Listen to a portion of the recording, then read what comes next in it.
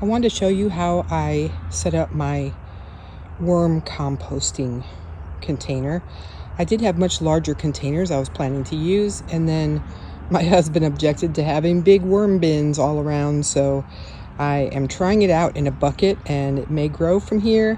I'm not sure. I'll show you how I set it up, and then I'll talk about some issues that I've had. And basically what I've read is that you put holes, small holes around the whole rim to let oxygen in and out. I also put holes in the bottom similar to the top, same size, lots of them. And then one problem with buckets is that when you set one inside another, they tend to seal together. What I did was I put a couple of just Coke bottles in the bottom just so that they wouldn't be airtight and stick together and make it super hard to open them again. Along the rim of this inside one, and when I change to this one, I will do the same thing. I put this strip of copper tape that's supposed to repel the worms so that they won't crawl up the side and out the holes. I haven't actually seen any crawling on the side, so I don't know that that's necessarily needed, but I've got that step in there just in case. And then both of these buckets drain, and then I have a larger bucket that I drain them into. And here was my reasoning behind that. Everything I watched and read about this said that the bottom bucket that catches the extra water that drips through becomes anaerobic, and it can develop some dangerous bacteria. So I thought, well, maybe if I don't let it be anaerobic, that won't happen. So this bucket is actually just a little bit wider than my blue buckets. And again, I put some bottles in there in the bottom just to keep them from sticking together in case they get too tight. So I have my empty one above that one, but as you can see, there's space in here between the sides, so it's not going to get anaerobic down below, which means without oxygen, because oxygen can get in there. This empty one that I have here will become the top one when I'm ready to harvest some worm castings. And what I'll do is I'll take out those little bottles in there, and I will put new food and bedding, and I'll set that on top of this one, and the worms will come up through to where the moisture is and the food is. They'll come up into this new one, and then the bottom one at that point will have no worms or few worms, but it will have the dirt and the castings from the worms that were living in there for so long. My first mistake here was that I tried putting it in the garage, thinking they can be cool, they're used to being underground, it wouldn't hurt them. And it didn't hurt them, but it slowed them way down. Then I made the mistake of moving them into the house. So they warmed up a little bit. I kept them down in the basement, but it was still much warmer. And what happened was I had a huge fruit fly infestation as it warmed up. So I'm trying to take care of that problem now. So my plan, my worms should all be in there, but it's very wet right now, which I'm not really sure why, because I didn't add any extra water, but for some reason it is very damp in there.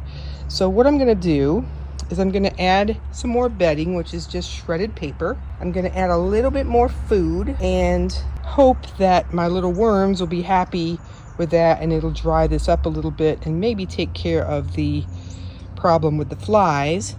And then I plan to put it on my back porch, or maybe this back room here that is much cooler but not as cold as the garage. So that is the plan for today. So the first thing I'm going to do is add some dry bedding into this bucket, and I'm going to mix the wet worm containing bedding that's there with the dry in hopes that it will soak up some of the water. I don't want to soak up too much because they like a moist environment, but at the same time, that's pretty nasty when you have a bunch of flies. I've got a good amount of worms in here. You can see them. They seem to be happy. They're not dead. I had very few worms. When I started this, I just got some worms from a friend. The red wigglers. You don't want to use earthworms.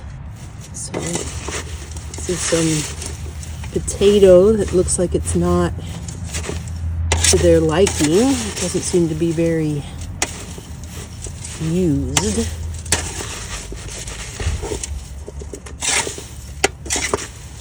Right. Got some bread in there.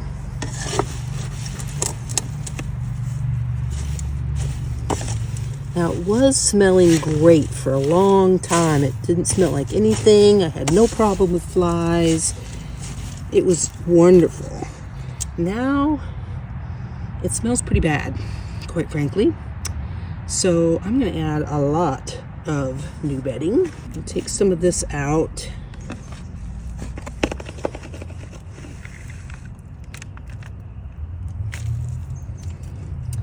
And that's about... it's maybe a third of it that I've got out of it. So I am going to add a bunch of bedding to the part that's still in here. I see lots of worms in here, which is excellent. I'm going to put 2 big double handfuls of bedding into this bin, and mix this around.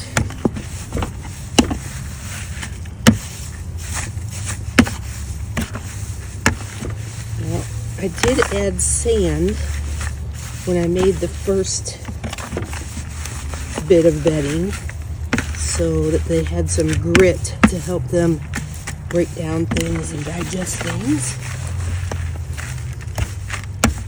All right, so that's a lot drier. You know, I think I got my bedding wet last time or damp before I put it in, and that's probably what caused this issue. So I'm going to put a layer of food here. I've got some old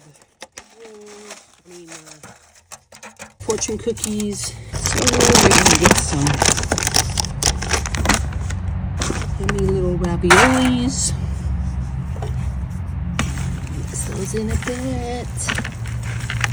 Probably better if I chop them up, but I'll let my worms deal with it. They also eat the paper, so while that is bedding, it is also food. An old loaf of bread here, but it's moldy. That I think squeeze a little bit of it.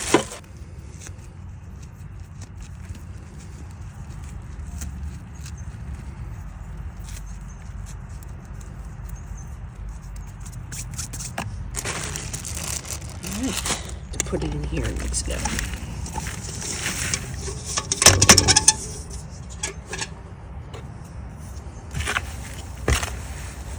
Make sure we get some good bedding in with all of that. Now, I'm sure that this is not their favorite thing, especially since I'm doing it out in the sunshine. They don't like light, but hopefully that will do. And the piece of cardboard I had covering the top, I need to cut a new piece of cardboard to fit over the top. So I'm going to put this bin inside of that bin, like so. All right, so my last step is going to be to put a couple pieces of cardboard on the top. Now, I've heard that you should moisten those. Again, I'm trying to get some of the moisture out, so I'm going to leave those dry for right now. I may come out and spritz them later on in the week, but for now, that's pretty much it. And then I just have a lid that sits on top And I usually put some type of weight on top of that to hold it down. And that's the whole system.